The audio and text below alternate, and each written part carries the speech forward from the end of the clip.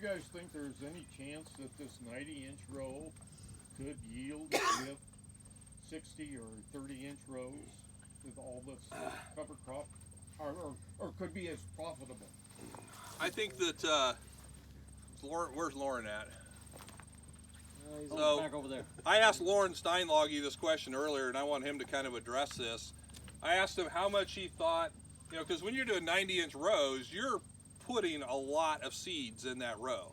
And I asked him if he thought that this corn was suffering from a competition issue of plant next to corn plant, or was it more the competition from the cover crop? And Lauren, I really appreciated your response. I think you should share. I've got to remember what I said. Let's start with the truth. You can't handle the truth. I guess I'll go back to our plots up there. I mean, usually the biggest thing I always, where we're at right now, when we're doing the wide row corn, we're doing the ornamentals, the open pollinated and stuff. So overall yield is not that important to me on them plots. I mean, we're talking $50 a bushel corn. So the big thing I see with the wide row corn in our plots, it allows easier harvest for us, plus a more quality ear. I know that's not what I told you yesterday, but. So your 90, is that the same population as your 30 and 60 and everything's the same population? Yes, on my plots we're backing it off because we're going after that big quality ear. And you're going 90 inch or 60? Well, Bob's plots are all twin row 90s. Hopefully they're single row 90s here next year.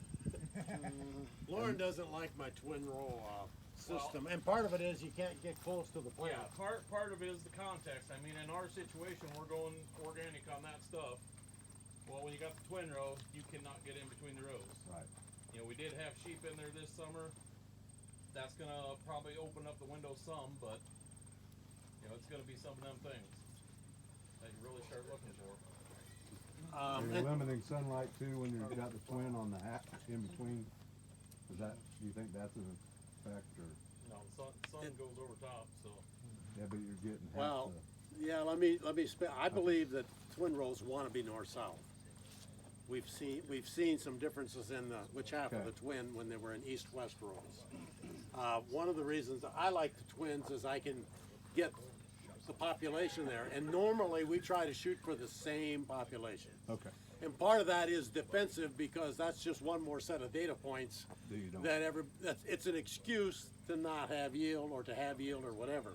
So we try to say, okay, we're not going to do anything. We're going to do as little special as we have to when we do the plots. And part of the reason I brought that whole conversation up, because I think if you're ever going to keep your yield similar, you've got to keep your populations similar. I would agree to that. And that's why I brought that part up. That I think it can be accomplished. You can't do it by dropping population, though. So was that the conversation you were going after when we were talking about our plots 2 years ago? Yeah.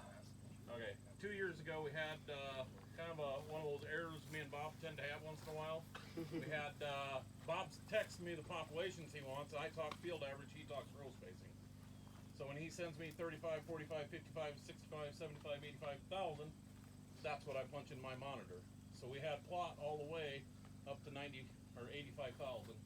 And the neat part was early in the season, you'd watch the 85,000 would outpace the rest of the corn early, but then mid-season, about 45 to 55,000. So your curve went from this to this. That's the 90,000 kind of maxed out early. Now overall, the actual yield on the whole field was within 3 bushel an acre on the whole field. I mean, we were well over 300 bushel an acre on 60-inch corn throughout the whole plot there. And when you said population, it was on roll? That's field average. Field average population. Yes. Yeah. So it was, on my monitor, I just shut off rows, and then that automatically populates. So the electric drives, you're getting 35,000 average, 45,000 average, 55, 65, 75. So it's putting a lot more in the row that is planting. Yeah. Yeah. So it's just basically, you're doubling the plant population in row, or it's bringing both rows into one essentially. But you didn't go down the other way into no, 25, 20, if I'd and have did 15. what Bob said, we'd actually been 17.5 field average. That's the question. So that that was, but then like I said, 35,000. We were actually lower, on the low end was the 35 and the 95, but then yield curve was kind of that same, but it was very tight. I mean, you had to really fine tune the yield map to get them variations to show up. So I normally, previously, most of the fields that I worked in were in highly productive, high fertility, no cover crop environments. And I've been amazed, if you give the corn enough sunshine, how much corn you can get. But you gotta have something between the rows. I mean, though, for those guys that I showed them really interesting yields, they don't wanna do cover crops. So I have to just say thank you and walk away because it don't work.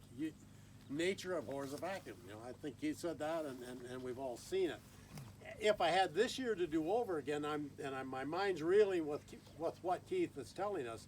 If I had this year to do over again, I think maybe we went too high on the population. But we were operating on what the grower told us he had planted previously. Where's Graham?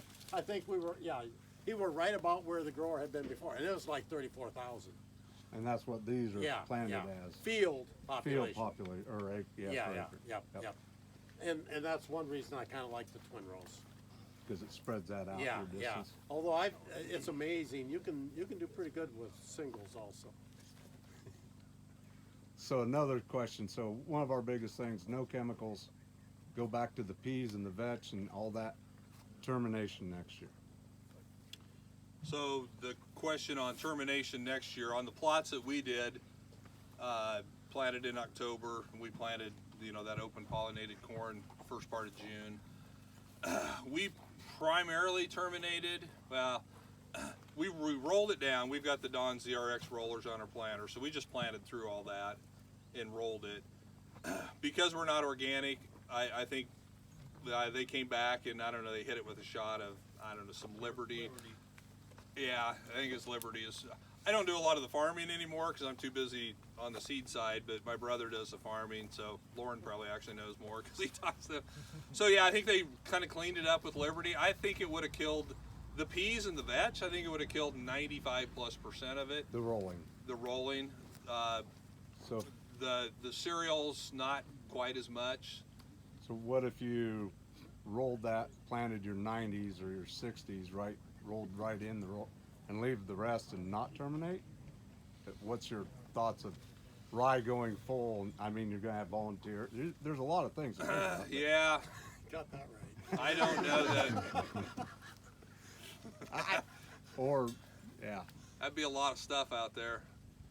That introduces a lot of variables down the road that you may not want to have to deal with. I would probably roll that down, but I wouldn't be super concerned if I didn't have 100% kill on it. Doing anything with flail chopping or anything like that for termination?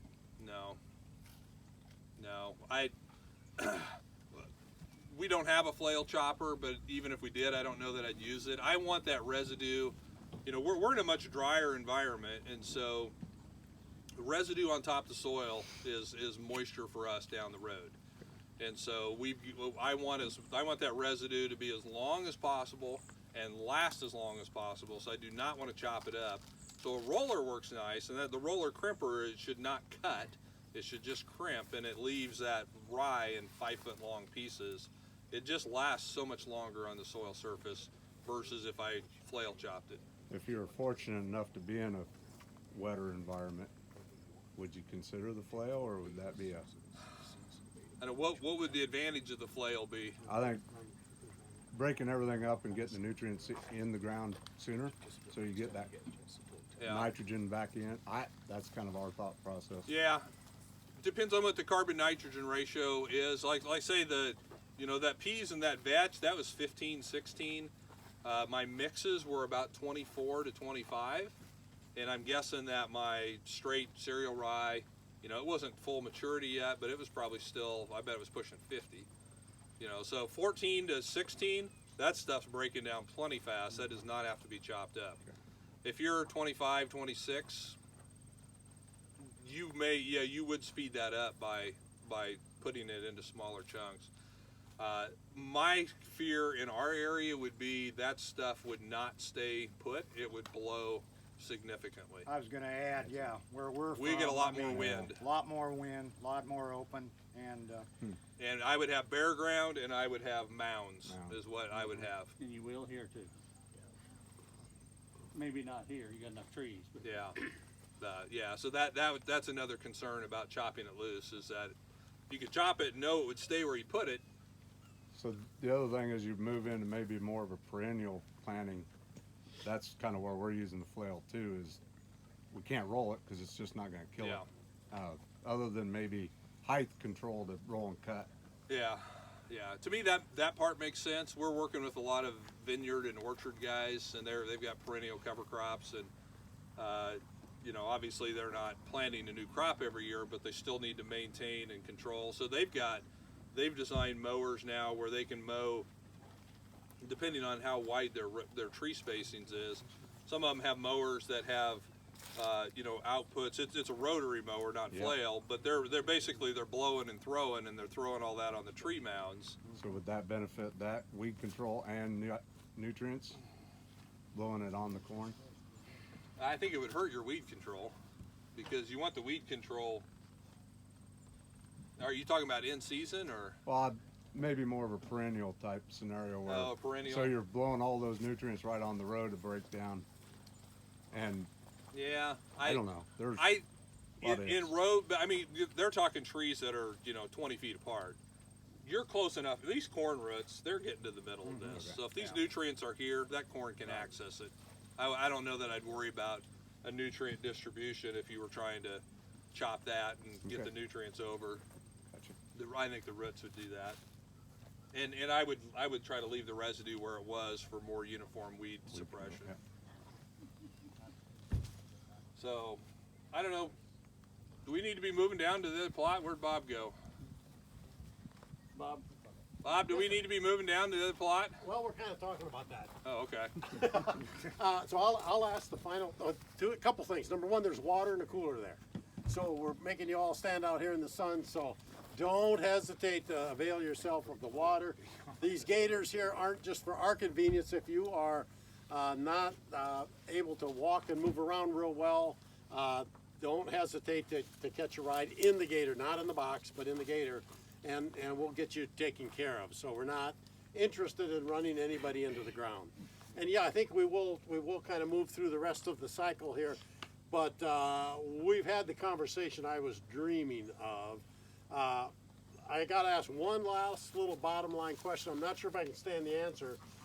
Given our goal of trying to build soil health, organic matter, soil biology, and not worrying about corn yield, if you had a farm, if you had somebody bought a farm and they weren't interested in doing the test, would you suggest that the extra wide rows is a way to turn that sunlight into that?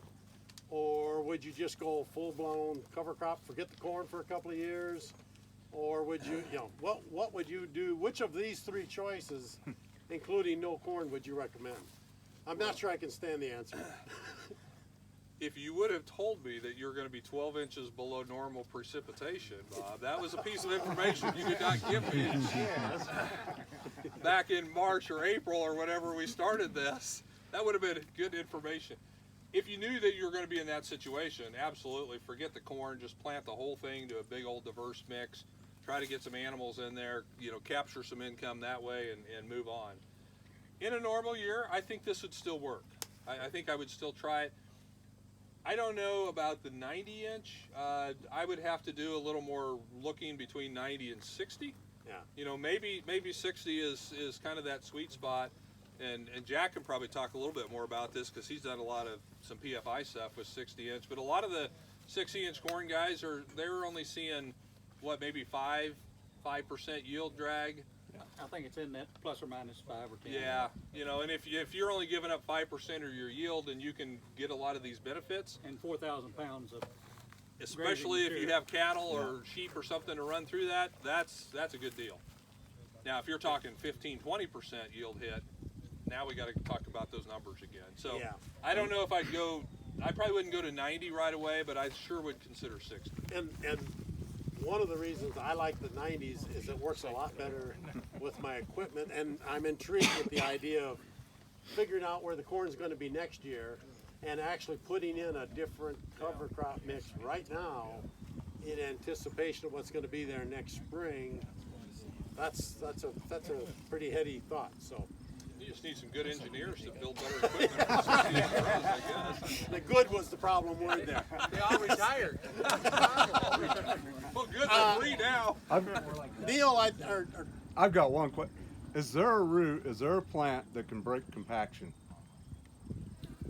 If a root is growing through it, it will break compaction.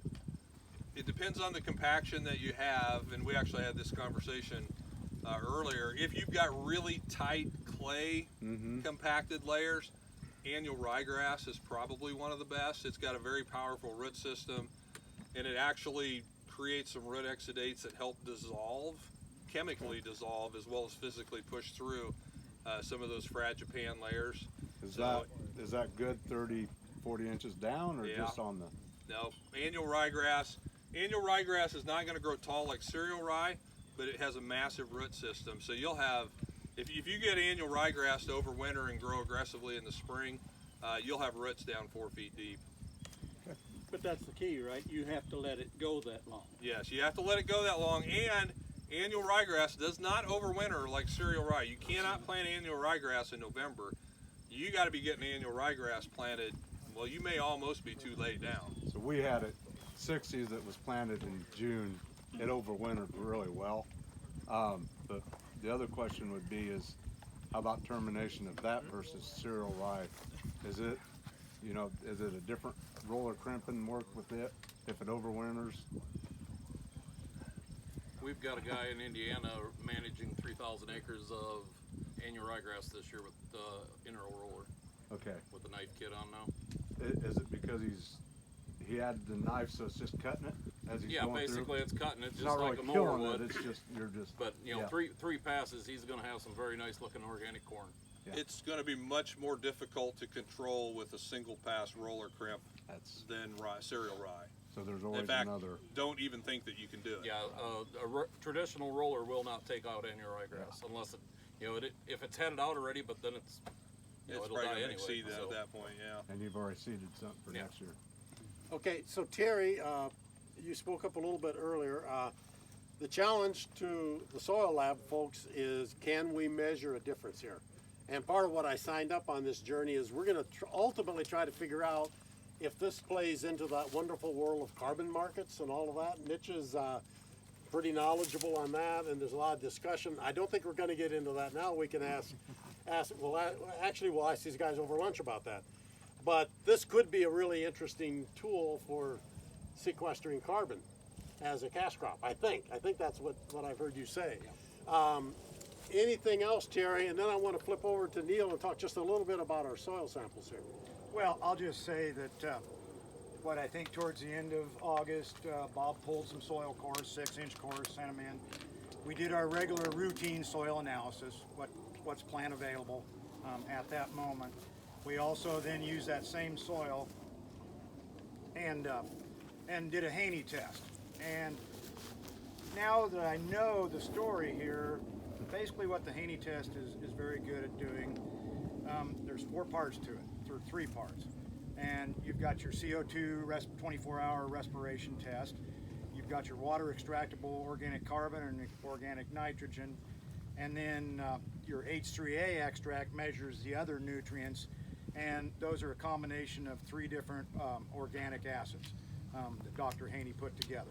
It most closely mimics the actual soil solution. So what we did here, where this has been conventional, and it was even tilled this spring, we didn't show a lot, but it's also like you were talking, somebody said about a baseline. These scores now are your baseline. And so moving forward, I anticipate doing the same thing. If he's doing the same things over the next 3 years, we'll see an increase. First of all, probably in the CO2 respiration, and then overall, when you calculate the soil health score, and that's a combination of the CO2, the H2O, the carbon and nitrogen, and then the C to N ratio comes into play on that too. And so, there's some good things. The interesting thing down there that I saw, where there's no cover, the CO2 score was actually a little higher than where we had the max cover. But the thing that jumped out at me was there's a percent MAC, which is the active carbon that the microbes that are there are acting on, it was over 300%. Well, we don't like to see that because that tells me it's just, the organic matter is not high anyway. I think 1.9 on that strip. And that's what's happening. They're gobbling up your organic matter, and so it, you know, that shows the beauty. It was different in this, even though the CO2 score was a little bit lower. So to jump in Yeah. on that, I think Mitchell knows a lot about it too. what would have Right. happened there with that score is the Haney test is very determined on when you took it. You took it in August. Those microbes haven't had a drink in months, and in the And lab they're with the going- test, you just gave them water, and now they're going, oh, now we're happy. Now we finally got a drink, and we're going. Where these Yeah. guys have been more consistent the whole time. So when you re-wetted it and did the test, it didn't impact them as much. I think that's what you're Yeah, saying. right. Thanks. Okay, thanks, Terry. Neil, speak just a little bit about Yeah. what